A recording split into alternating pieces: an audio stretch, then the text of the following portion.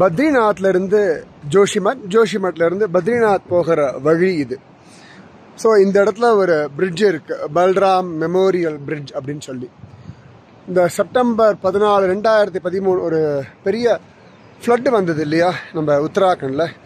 So அப்போ இங்கே வந்து பிரிட்ஜ் போயிடுது.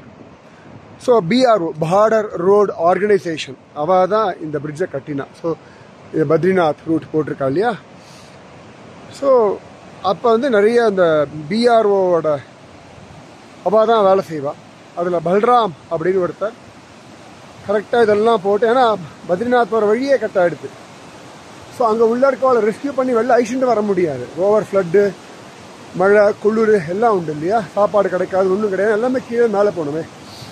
அப்போ அந்த டைமில் பல்ராம் அப்படின்னு அந்த BROவோட ஒருத்தர் இதை பண்ணு இந்த பிரிட்ஜை அழகாக கட்டும் பொழுது அவர் உசுரை விட்டுட்டார். ஸோ அதனால் இந்த பிரிட்ஜுக்கு பேர் பல்ராம் ஸ்மிருதி சேது அப்படின்னு பேர். அதுக்குள்ள நடந்துட்டு தான் நடந்துட்டுருக்கேன். டியூயல் வீடியோ நீங்கள் ஃப்ரெண்ட்லேயும் பார்த்துட்டுருக்கேன், என்னையும் பார்த்துட்டுருக்கேன். So it's called Balram memorial bridge. இன்னி வரைக்கும் இதுதான் பிரிட்ஜு. இது வழியாக தான் எல்லோரும் பத்ரிநாத்துக்கு வந்துட்டும் போயிட்டும் இருக்கும். 2013, 2024 ஆயிடுச்சு. இன்னி வரைக்கும் அத்தனை பேர் வண்டியும் போய் பத்ரிநாதனை தரிசனம் பண்ணியிருக்கோம்னா அந்த பல்ராம் அவருடைய அழகான தியாகத்தினால தான். இந்த மாதிரி பல பேருடைய தியாகத்துக்கு நடுவில் தான் இந்த தேசம் வாழ்ந்துருக்கு. கட்டாயம் நீங்களும் வரணும், சேவிக்கணும்.